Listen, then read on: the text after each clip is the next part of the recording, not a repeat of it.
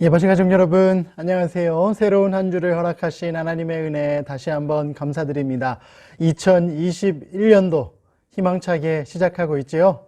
오늘도 하나님께서 우리에게 새 힘 주셔서 새로운 한 해를 힘차고 의미 있고 활기차게 보낼 수 있는 능력과 힘을 주시기를 간절히 기도합니다. 다 같이 묵상 기도하고 오늘의 예바시 시작하도록 하겠습니다.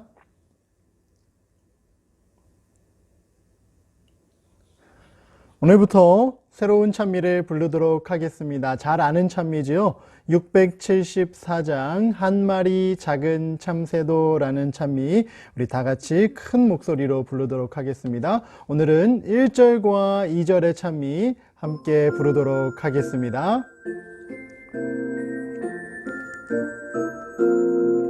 한 마리 작은 참새도 주 길러주시며 그 새도 사랑하는 주 날 사랑하셔요. 주 날 사랑 나 이제 알겠네. 날 사랑하는 주님을 나 또한 사랑해. 저들의 피는 백합을 주 입혀주시며 저 꽃을 사랑하는 주 날 사랑하는가. 주 날 사랑 나 이제 알겠네. 날 사랑하는 주님을 나 또한 사랑해. 한 마리 작은 참새와 들에 피는 꽃도 사랑하시는 예수님께서 2021년 한 해 우리 모든 예바시 가족들을 소중하고 특별하게 지켜주시기를 간절히 기도합니다. 우리 오늘부터 새로운 이야기 함께 읽어 내려가도록 하겠습니다. 제2편의 8번째 이야기가 되겠는데요. 제목은 하나님의 은총이 되겠습니다. 굉장히 은혜로운 제목인데요. 하나님의 은총이 다윗의 삶을 통해 누군가에게 흘러 들어가게 되는 이야기를 오늘부터 함께 살펴보게 될 겁니다. 우리 지난주 금요일까지 다윗이 하나님을 위해 성전을 짓고 싶어하는 꿈을 꾸게 되었고 그 아름다운 마음을 하나님께서 기뻐 받아주시고 다윗과 그의 집안을 축복하시는 내용 살펴보았습니다. 오늘 이어지는 내용 함께 살펴볼 텐데요. 89페이지 교재에 있는 친구들은 함께 펴고 읽어 내려가도록 하겠습니다. 다윗은 언제나 다른 사람들을 도와주고자 하는 마음을 품고 있었습니다. 그래서 하나님께서도 다윗을 마음에 귀하게 여기셨나 봅니다. 다윗은 항상 누군가를 돕기 원하는 사람이었대요. 그 마음이 하나님의 마음과 하나 되는 마음이었다라는 것이죠. 어느 날 다윗은 지난 날을 돌이켜보다가 문득 자기가 그토록 사랑하던 친구 요나단을 생각했습니다. 그 아까운 친구가 블레셋과의 전쟁에서 죽임을 당하다니요. 정말 원통한 일이었습니다. 그가 살아있기만 하면 둘이서 너무도 행복하게 지낼 수 있었을 텐데 말입니다. 바로 그때 다윗의 머리를 번개처럼 스쳐가는 생각이 하나 있었습니다. 혹시 사울의 집안에 살아남은 사람은 없는 것일까? 다윗이 이제 왕권이 안정되게 되자 지난 날들을 한번 떠올려 보게 된 거예요. 그러면서 전쟁터에서 안타까운 죽음을 맞이한 사랑하는 친구 요나단을 떠올렸고 또 그 생각은 다윗으로 하여금 혹시나 사울의 집안 중에 살아있는 자가 없을까 하는 궁금증을 갖게 했다는 것이에요. 만약에 살아있는 자가 있다면 요나단을 생각해서라도 은혜를 베풀 것이었어요. 다윗이 신하들에게 그 문제를 말하자 어떤 신하가 시바라는 사람이 알고 있을 것이다 라고 말해주었습니다.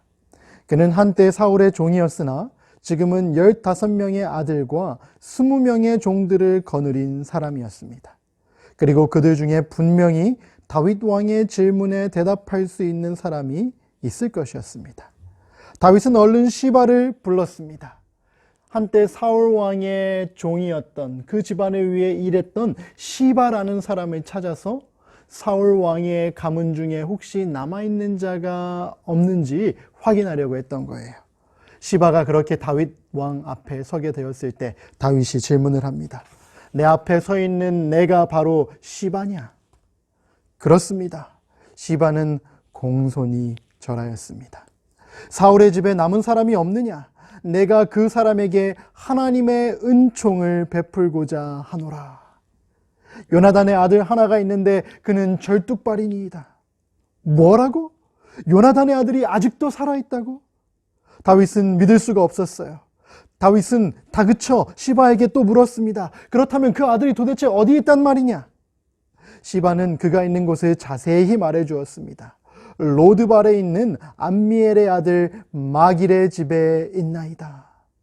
그 이야기를 들은 다윗은 즉시 요나단의 아들을 데리러 사람들을 로드발로 보냈습니다.